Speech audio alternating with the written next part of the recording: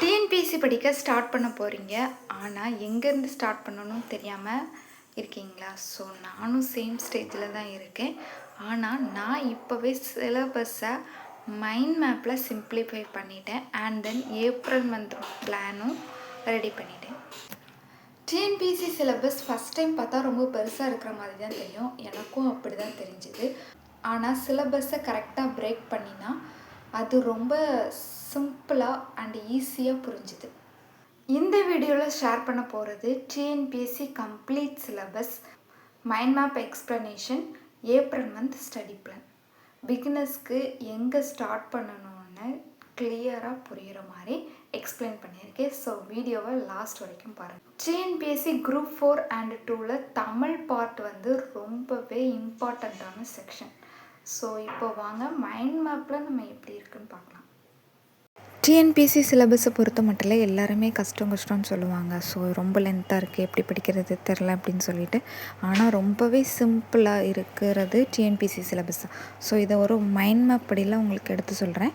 So தமிழை பொறுத்த வரைக்கும் மொத்தமாக 7 யூனிட்ஸ் இருக்குது. யூனிட் 1 இலக்கணம், இதில் 25 கொஸ்டின்ஸ் வரும். யூனிட் 2 சொல்லகராதி, இதில் 15 கொஸ்டின்ஸ் வரும். யூனிட் 3 எழுதும் திறன், இதில் 15 கொஸ்டின்ஸ் வரும். இது யூனிட் 4 கலைச்சொற்கள் 10 கொஸ்டின்ஸும், யூனிட் 5 வாசித்தல் திறன் 15 கொஸ்டின்ஸும், யூனிட் 6 மொழிபெயர்ப்பு 5 கொஸ்டின்ஸும், யூனிட் 7 இலக்கியம் 15 கொஸ்டின்ஸும். ரொம்பவே சிம்பிளாக இந்த டாப்பிக்கு இவ்வளோ மார்க் வரும்னு கொடுத்துட்டாங்க. ஸோ அந்த அளவுக்கு நம்ம படிக்கணும். ஸோ மேக்ஸை பொறுத்த வரைக்கும் ஆப்டிடியூட் அண்ட் ரீசனிங், ஆப்டிடியூட் பொறுத்த மட்டும் 15 கொஸ்டின்ஸும், ரீசனிங் பொறுத்த மட்டும் 10 கொஸ்டின்ஸும், மொத்தமாக 25 கொஸ்டின்ஸ் வரும் மேக்ஸு. ஜென்ரல் ஸ்டடீஸை பொறுத்த வரைக்கும் மொத்தமாக ஒரு 6 யூனிட்ஸ் கவர் பண்ணுறாங்க. சயின்ஸில் 5 கொஸ்டின்ஸ், ஜியாகிரஃபியில் 5 கொஸ்டின்ஸ், இந்தியன் அண்ட் ஹிஸ்ட்ரியில் 10 கொஸ்டின்ஸ், பாலிட்டியில் 15 கொஸ்டின், எக்கனாமியில் 20 கொஸ்டின், டிஎன் ஹிஸ்ட்ரியில் 25 கொஸ்டின்.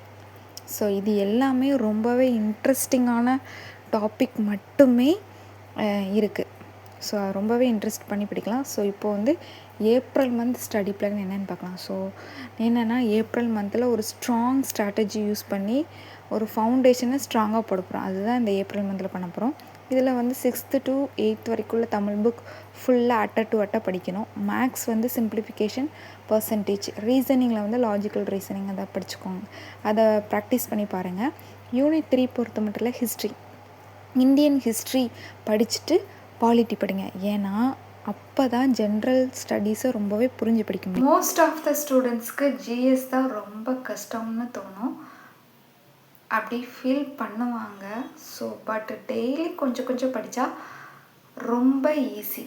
ஸோ இப்படி தான் ஒரு புத்தர் ஒரு மலைக்கு மேலே ஒரு கோயில் கட்டணும்னு சொல்லிட்டு ஆசைப்பட்டார். எல்லோரும் இந்த மலைக்கு மேலே என்ன கோயில் கட்ட போகிறீங்க அப்படின்னு சொல்லிட்டு சிரிச்சாங்களாம். ஸோ தினமும் ஒவ்வொரு கல்லாக எடுத்து கீழேருந்து எடுத்து கொண்டு போய் வச்சு ஒரு 5 வருஷத்தில் ஒரு கோயிலை உருவாக்கி காட்டிட்டார். ஸோ அந்த மாதிரி தான் தினமும் ஒரு கொஞ்சம் பாட்டு படித்தாலே கண்டிப்பாக நம்மளால் கிளியர் பண்ண. டெய்லி 1/2 hour கரண்ட் அஃபேர்ஸ் படித்தா போதும்.